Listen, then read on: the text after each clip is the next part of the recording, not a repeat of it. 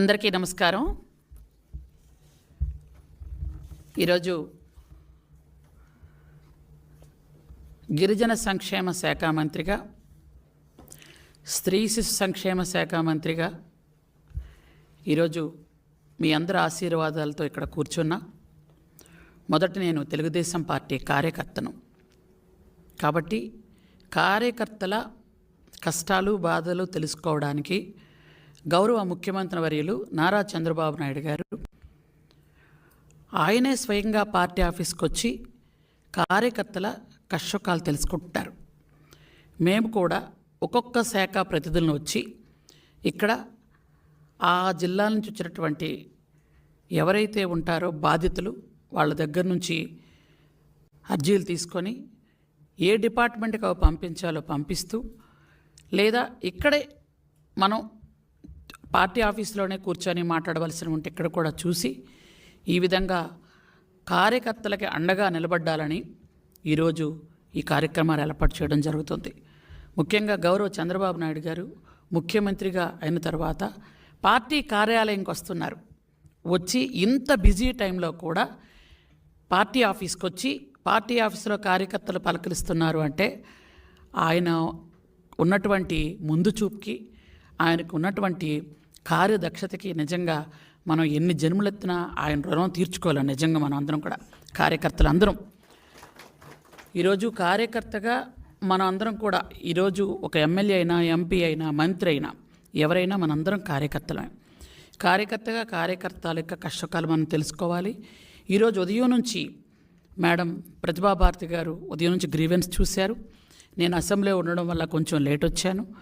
గ్రీవెన్స్లో చూసినవన్నీ కూడా గత 5 సంవత్సరాలు పడిన బాధలు.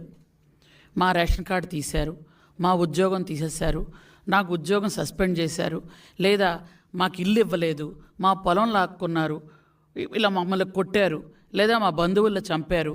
ఇవి తప్ప ఇంకోటి మనం వినలేకపోతున్నాం. అంత దారుణమైనటువంటి సంఘటనలు గత 5 సంవత్సరాలు జరిగాయి. గత 5 సంవత్సరాలు ప్రజాస్వామ్యాన్ని పూర్తిగా కూనీ చేసి అంబేద్కర్ గారి రాజ్యాంగాన్ని తొంగలో తొక్కి రాజారెడ్డి రాజ్యాంగాన్ని అమలు చేసుకుంటూ వెళ్ళినటువంటి నాయకులు ఈరోజు సిగ్గు లేకుండా ప్రజాస్వామ్యం బాగలేదని, ప్రజాస్వామ్యం ఇబ్బంది పడుతుందని మాట్లాడడం, గవర్నర్ దగ్గరికి వెళ్ళి లెటర్లు ఇవ్వడం, రాష్ట్రపతి పరిపాలన పెట్టాలనడం చూసుకుంటే నవ్వు రావట్లే మీకు అందరికీ. నాకైతే ఎంత హాస్యాస్పదంగా ఉందంటే దెయ్యాలొచ్చి వేదాలు చెప్తున్నట్టుంది.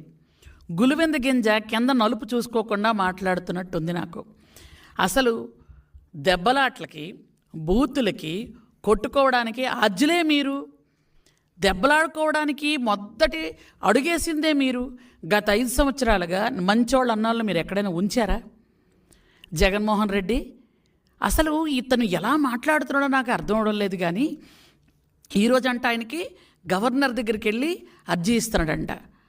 మరి మీ బాబాయ్ చచ్చిపోయినప్పుడు ఎందుకు నువ్వు గవర్నర్ దగ్గరికి వెళ్ళి అర్జీ ఇవ్వలేదు? రాష్ట్రపతి పరిపాలన పెట్టాలట. గత 5 సంవత్సరాలు ప్రతిరోజు రాష్ట్రపతి పరిపాలన పెట్టాల్సిన టైమేనే. మరి ఎందుకు ఆ రోజు అడగలేదు? ఆ రోజు నిజంగా బాబాయ్ చనిపోతే బాబాయ్ని గుండెపోటని చెప్పింది ఎవరు? మీరేగా ఫస్ట్. బాబాయ్ గుండెపోటని చెప్పిన తర్వాత వాళ్ళ కూతురికి అనుమానం వచ్చి ఏమిటి అని ఆరా తీస్తే ఇంటి నిండా బ్లడ్ ఉంటే, లేదు మా నాన్నగారు గుండెపోటు కాదని ఆవిడ అనుకుంటుందని అప్పుడొచ్చి అన్నదమ్ములు ఇద్దరు, ఈయనతో పాటు ఇంకొక ఆయన ఉన్నాడు కదా ఎంపీ, ఇద్దరు వచ్చి వీళ్ళిద్దరూ డ్రామాలు వెళ్ళారు. అప్పుడు ఇలా కొట్టారు, ఇలా చంపారు, ఇలా లాగారు అని పూర్తిగా ఖండాలుగా గొడ్డలతో నరికి చంపేస్తే గుండెపోటని చెప్పినటువంటి దొంగ నాటకాలాడిన మీరు ఈరోజు ప్రజాస్వామ్యం గురించి మాట్లాడతారు. ఈ ఇద్దరు అన్నదమ్ములే చంపేశారని ఆ ఇద్దరు అక్క చెల్లెలు, సొంత అక్క చెల్లెలు ఇద్దరు, ఓ పక్క షర్మిల గారు, ఇంకో పక్క సునీత గారు, ఇద్దరును ఈ ఇద్దరు అన్నదమ్ములే చంపేశారు అని డైరెక్ట్గా చెప్పిన రోజు మీకు మాటలు ఏమయ్యాయి? ఆ రోజు ఎందుకు సిబిఐ ఎంక్వైరీ పెట్టలేదు? నిజంగా ఢిల్లీ వెళ్ళి ఈరోజు మీరు ధర్నా చేయడం కాదు, ఢిల్లీ వెళ్ళి సిబిఐ ఎంక్వైరీ మీ చిన్నాన్ని ఎవరు చంపారో వెయ్యగలవా? నీకు ధైర్యం దమ్ముంటే సిబిఐ ఎంక్వైరీ కోరుకోగలవా? ఎవరు చంపారో అది చెయ్యలేవు, ఎందుకంటే మీ ఇంట్లోనే చంపారు. మీరేమో ప్రజాస్వామ్యం గురించి మాట్లాడుతున్నారు. ఈరోజంట ఎవరైనా కక్షపూరితంగా ఒకరికొకరు కొట్టుకుంటే అది మా మీద ఆపాదిస్తారు. కక్షపూరితంగా ఎవరెవరైనా చంపుకుంటే అది మా మీద ఆపాదిస్తారు. వెంటనే అబద్ధాలు ఆడడం మీకు వెన్నతో పెట్టిన విద్యలా ఉంది. ఎందుకంటే మొదటి నుంచి అదే. మీ బాబాయిని చంపేసిన తర్వాత మీరే చంపేసి గుండెపోటు అన్నంత పెద్ద అబద్ధం ఆడిన వాళ్ళు చిన్న చిన్న అబద్ధాలు ఆడరని మేమైతే అనుకోవడం లేదు. ఎందుకంటే మీకు ప్రజాస్వామ్యం అని కానీ, మనుషులని కానీ, మానవత్వం అని కానీ మచ్చుకు కూడా ఎక్కడా కనిపించలేదు జగన్ రెడ్డి నీకు. ఈరోజు మీరు మాట్లాడుతున్నారే 33 చనిపోయారు, సిగ్గనిపించట్లే మాట్లాడడానికి. 3-4 ఎక్కడో మీరే నరుక్కొని మీరే చంపేసుకొని 33 చనిపోయారు. 30,000 మంది ఆడపిల్లలు కనిపించకుండా పోతే ఆ రోజు ఏమైంది నీ మాటలు? గత 5 సంవత్సరాలుగా 30,000 మంది ఆడపిల్లలు మేం చెప్పలే, అది రిపోర్ట్లు చెప్తున్నాయి, గవర్నమెంట్ రిపోర్ట్స్ చెప్తున్నాయి. ఆ రోజు ఏమైంది? ఆ రోజు ఏ గవర్నర్ని కలిసావు? తాడేపల్లి కొంపలో పరదాలు వేసుకొని కూర్చున్నావు. ఇతనికి ఏంటంటే చిన్నపిల్లలకు చాక్లెట్ ఇస్తే బయటకు వచ్చినట్టు ఈయనకి శవం కనిపిస్తే బయటకు వస్తాడు నవ్వడానికి. శవం కనిపించగానే శవం ఎక్కడ దొరుకుతుందా అని అదేమి అలవాటో నాకు అర్థం కాలే. కొన్ని సినిమాల్లో నేను చూశాను, ఎవరైనా ఏడుస్తూ ఉంటే ఈయన నవ్వుతూ ఉంటాడు ఎదురుగున్న ఆయన. అలా ఉందన్నమాట. ఎవరైనా చనిపోతే వెంటనే పరదాలను వదిలేసి వెంటనే అక్కడికి వచ్చేసి వాళ్ళని పలకరించడు, నవ్వుతూ పథకాల గురించి మాట్లాడతాడు. ఈయన మైండ్ ఏంటో ఆ పద్ధతి ఏంటో నాకు అస్సలు అర్థం కాలే. మీరు ఇలా మాట్లాడుతున్నారే. మరి ఆ రోజు డాక్టర్ సుధాకర్ గారిని నడి రోడ్డు మీద చంపారే, నడి రోడ్డు మీద మీ వాళ్ళే చేశారే, మరి అతని గురించి ఎందుకు మాట్లాడట్లేదు? మీ సొంత చిన్న గురించి ఎందుకు మాట్లాడవు? డాక్టర్స్ సుధాకర్ గారు తర్వాత డాక్టర్ అనితారాణి గారు, డాక్టర్ అచ్చెన్న గారు, వాళ్ళని ఎంత హింసలు పెట్టారే, ఎందుకు దాని గురించి మాట్లాడరు? పూర్తిగా అసలు ఈరోజైతే అసెంబ్లీకి ఒక మహానుభావుడు వస్తుంటే నాకు సిగ్గనిపించింది. దేవాలయం లాంటి అసెంబ్లీకి ఒక డ్రైవర్ని చంపేసి డోర్ డెలివరీ చేసి పెద్ద ఉత్తముళ్లాగా మళ్ళా వచ్చి ఈరోజేమో ప్రజాస్వామ్యం కూని అయిపోతుంది అంటున్నాడు ఒక ఆయన అసలు ఏం వాళ్ళు వచ్చి ప్రజాస్వామ్యం గురించి మాట్లాడుతున్నారే. 4 రోజులు 2 నెలలు చంపేశాను నొప్పుకొని జైల్లో ఉండొచ్చిన అతను సుబ్రహ్మణ్యం ఒక దళితుడిని చంపేశారు. ఈరోజు ఆ మహానుభావుడు వచ్చి ఎన్ని మాటలు మాట్లాడుతున్నాడంటే పూర్తి మళ్ళీ చూస్తే అనంతమంతా చెప్పినటువంటి అనంతబాబు ఏదో ఈయనకి అస్సలు ఎక్కడ ఏ మచ్చలేనట్టు. ఎంత దారుణం అంటే డ్రైవర్ని చంపేసి డోర్ డెలివరీ చేశాడు ఆయన, జైల్లో ఉండొచ్చాడు. ఈరోజు ఆయన ప్లకార్డులు పట్టుకొని ఆయన బయట ఏమో తిరుగుతున్నాడు. అంటే దెయ్యాలు వేదాలు వల్లించడం కాదా ఇది? ఒకరు కాదు, ఇద్దరు కాదు. యాక్చువల్గా అయితే ఓం ప్రతాప్, కోడికత్తి సీను మీకు సాయం చేయడానికి చేశాడో దేనికి తెలియదు కానీ 5 ఏళ్ళు ఉంచారు పాప మా దళిత యువకుడిని లోపల. అలాగే హనుమాయమ్మ, స్నేహలత, రమ్య, వెంకాయమ్మ, శ్యామ్ కుమారు, కర్రీ శ్రీకాంత్, జడ్జి రామకృష్ణ గారు, వీళ్ళందరూ గుర్తులేదా? చనిపోయిన వాళ్ళంతా ఆత్మలై మీ చుట్టే తిరుగుతున్నారేమో నాకు తెలిసి. వీళ్ళందరూ గుర్తులేరా? మీరేమో మాట్లాడుతున్నారు. నిజంగా మీకు ధైర్యం ఉంటే, నిజంగా మీరు ప్రజాస్వామ్యాన్ని కోరుకొని ఉంటే మీ చిన్నాన్ని ఎవరు చంపారో సిబిఐ ఎంక్వైరీ వేయండి. సిబిఐ వాళ్ళు వస్తే బాంబులు వేస్తామని బెదిరించి పంపించిన మీరు కూడా ప్రజాస్వామ్యం గురించి మాట్లాడుతున్నారేంటి జగన్మోహన్ రెడ్డి గారు?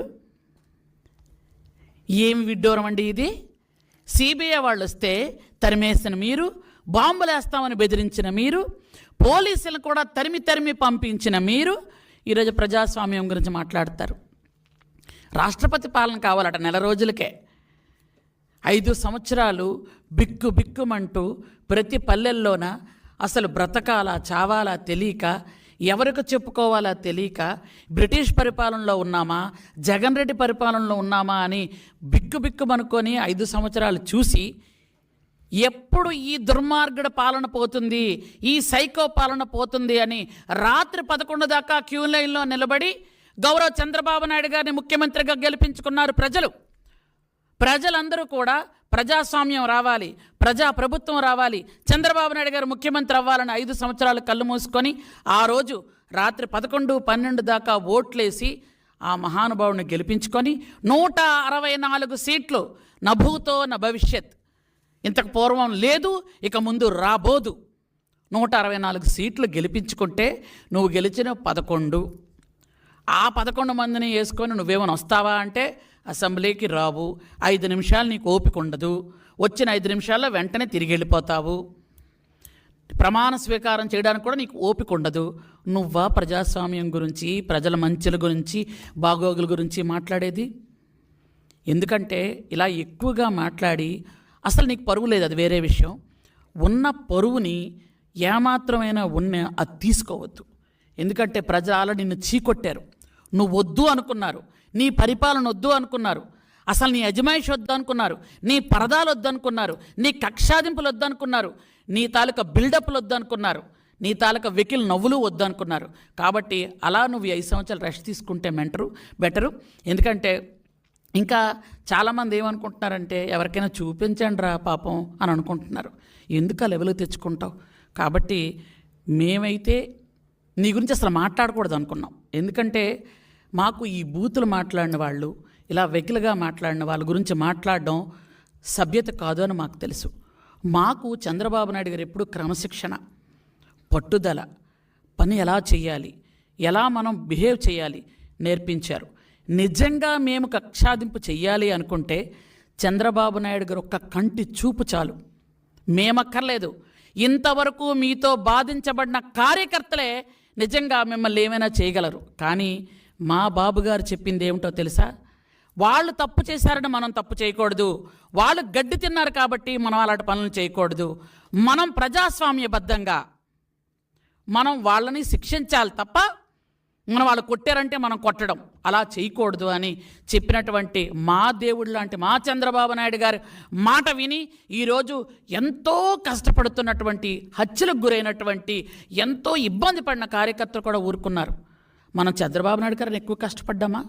53 రోజులుగా ఏ కారణం లేకుండా జైల్లో వేసి కనీసం భార్యని పిల్లలు కూడా చూపించకుండా, మనవడిని చూపించకుండా ఆయన ఎంత ఇబ్బంది పెట్టారు. వేడి నీళ్ళు ఇవ్వకుండా, ఒక ఫ్యాన్ ఇవ్వకుండా, ఒక పేపరు పెన్ను ఇవ్వకుండా ఆయన ఎంత ఇబ్బంది పెట్టారు. మంచి భోజనం ఇవ్వకుండా ఇలా చేసినటువంటి అయినా 53 రోజులుగా ఆయన ఓర్చుకొని ఆయన కన్నా కష్టపడ్డామా మనం? కానీ ఆయన అంత నిగ్రహంగా ఉన్నారు. అందుకనే చెప్తున్నాను కార్యకర్తలందరికీ కూడా, ఎవరు కూడా మన హింసని ప్రోత్సహించొద్దు. చంద్రబాబు నాయుడు గారు చెప్పినట్టుగానే ఎవరైనా ఏదైనా చేస్తే మనం రూల్ ప్రకారమే వెళ్దాం. మనం అంబేద్కర్ గారి రాజ్యాంగాన్ని మనం ఎప్పుడూ కాపాడుకుంటూ వస్తున్నాం. వాళ్ళు ఎప్పుడు కూడా ప్రజల్ని రెచ్చగొట్టడం, కవ్వెంపు చర్యలు చేయడం అవన్నీ వాళ్ళకి అలవాటు. కాబట్టి ప్రజలందరికీ కూడా మేము కోరేది ఏంటంటే, వాళ్ళకి కావాలని మీ అందరికీ కవ్వింపు చర్యలు చేస్తున్నారు. మమ్మల్ని కొట్టారు, మమ్మల్ని తిట్టారు, మమ్మల్ని చంపారు అని అంటూ ఉంటే ఎవరైనా వాళ్ళ మీదకి వెళ్తే అవి తీసుకొచ్చి చూపిద్దామని ఆలోచన. లేకపోతే ఇన్ని రోజులుగా 5 సంవత్సరాలుగా బయటకు రాని వ్యక్తి ఈ నెల రోజుల్లో బయటకు వచ్చి నిన్న శవం కనబడగానే బయటకు వచ్చాడు ఆయన. అంటే శవం కనబడగానే ఓదార్పు యాత్రలు అన్న వ్యక్తికి ఇంకేమనుకోవాలి? బుర్ర పోయిందనుకోవాలి. కాబట్టి దయచేసి అందరికీ కూడా నేను తెలియజేసేది ఏంటంటే, ప్రతిసారి కూడా మేము ఇక్కడికి పార్టీ ఆఫీస్కి వస్తాం. ఎవరికి కష్టం ఉన్నా చెప్పండి, ఎవరికైనా ఇబ్బంది కలిగినా మేము ఖచ్చితంగా చట్టపరంగా మనం అందరం వెళ్దామని మీ అందరికీ మరొకసారి తెలియజేసుకుంటూ థ్యాంక్ యూ. నమస్కారం. గ్రీవెన్స్ డే సందర్భంగా గ్రీవెన్స్ తీసుకునేదానికి మేము రావడం జరిగింది. మార్నింగ్ నుంచి చాలామంది వచ్చారు, వికలాంగులు వచ్చారు, మహిళలు వచ్చారు. అలాగే చిత్తూరు నుంచి ఇటు అరకు వరకు, శ్రీకాకుళం వరకు, ఇచ్చాపురం వరకు చాలామంది వచ్చి రిప్రజెంటేషన్స్ ఇవ్వడం జరిగింది. అనేక సమస్యల పైన రావడం, ముఖ్యమంత్రి గారికి దరఖాస్తు చేసుకొని వచ్చారు. వచ్చినటువంటి రిప్రజెంటేషన్స్ అన్నీ కూడా తీసుకొని అవన్నీ కూడా తర్వాత సాగ్రిగేట్ చేసి ముఖ్యమంత్రి గారి దృష్టికి తీసుకుని వెళ్ళడం జరుగుతుంది. తప్పకుండా వీలైనంత వరకు కూడా ఏవైతే సమస్యలు ఉన్నాయో అవన్నీ కూడా పరిష్కారం చేసేదానికి కృషి చేస్తామని చెప్పి నేను తెలియజేస్తున్నాను.